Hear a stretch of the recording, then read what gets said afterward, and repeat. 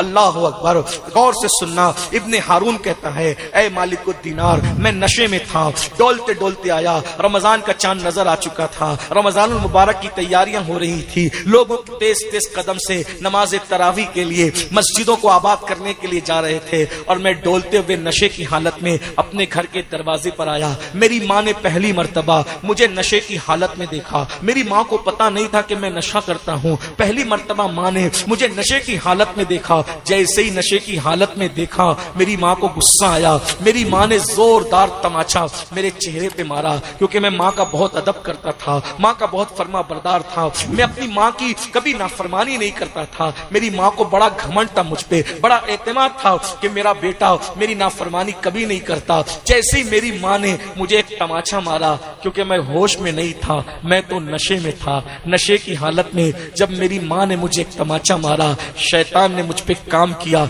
मैं गुस्से में आया और नशे की हालत में मैंने अपनी माँ को पलट कर तमाचा मारा। मैंने अपनी माँ को एक नहीं बल्कि कई तमाचे मारे और मारता रहा यहाँ तक कि अपनी माँ को मारते मारते बूढ़ी माँ को उठाकर मैंने जलती हुई आग में फेंक दिया। अल्लाह, जलते हुए तन्नूर में मैंने अपनी माँ को फेंक दिया। उसके बाद क्या हुआ मुझे नहीं मालूम। जब सुबह को मेरा नशा उतरा, मैंने अपनी बीवी को आवाज दी। मेरी बीवी ने बहुत तल्ख लहजे में जवाब दिया। मैंने पूछा, ओ फर्मा बरदार नेक बीवी, तू मुझे तलखी में जवाब क्यों देती? तो कहा, मैं तो तेरे नशा उतरने के इंतजार में थी। अरे जब तू अपनी माँ का नहीं हुआ, मेरा क्या होगा? मैं तेरा घर छोड़कर जाती हूँ। मैंने पूछा, माँ को क्या हुआ? माँ को क्या हुआ? कहा, देख माँ को क्या हुआ। तो इब्ने हारून कहता है, मालिकुद्दीनार, मैंने देखा मेरी माँ मुर्दा जली हुई रोटी की तरह कोयला बन के पड़ी थी। मैंने पूछा, माँ को ये किसने किया? मेरी बीवी ने पूरी दास्तान बताई। मगर पछतावे से का होवत जब चिड़िया चुग गई खेत।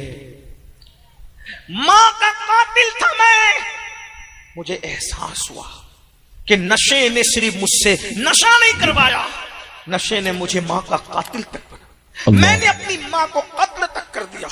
ऐ नशा करने वाले मेरी कौम के जवानों, हो सकता है कि तुम भी अपने बाप के कातिल बन जाओ, तुम भी अपनी माँ के कातिल बन जाओ। अरे उसने तो चूल्हे की आग में माँ को फेंक करके जला दिया, तुम तो अपने माँ बाप को दुखों की आग में जला रहे हो, टेंशन की आग में जला रहे हो, बेचैनी की आग में जला रहे हो। जाके पूछो अपनी उन माओं से जो तुम्हें नशे की हालत में देखकर कितना बेचैन होती है, बेकरार होती है, तड़पती है, रातों को सो नहीं पाती, सिसकियां लेकर के करवटें बदल बदल कर अल्लाह से दुआ करती, अल्लाह मेरे बच्चे को संवार दे, मेरे बच्चे को संवार दे। वो बाप के दिल से पूछो, अल्लाह अकबर, जिसने तुम्हें इतनी उम्मीदों से पाला था कि तुम जवान हो जाओगे, बाप का सहारा बनोगे, लेकिन नशे की वजह से तुमने अपने बाप को भीख मांगने पे मजबूर किया, बुढ़ापे में मजदूरी करने पे मजबूर किया।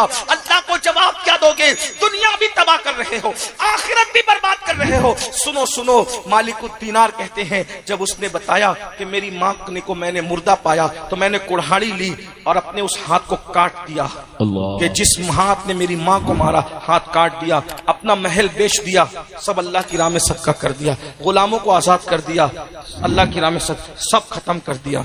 अब एक मुट्ठी चना, उसी से सहरी करता हूँ, उसी से इफ्तार करता हूँ, रोजाना रोजा रखता हूँ। कोई घर नहीं है, हर साल पैदल हज को आता हूँ, ना नमाज कबूल हो रही है, ना रोजा कबूल हो रहा है, ना हज कबूल हो। तो हज़रत मालिकुद्दीनार कहते हैं, जालिम बदबख्त, अल्लाह तुझे कभी माफ न करे, अल्लाह कभी तुझे माफ न करे। ये कहते हुए हजरत मालिकुद्दीनार पलट गए। मालिकुद्दीनार कहते, जब मैं पलट रहा था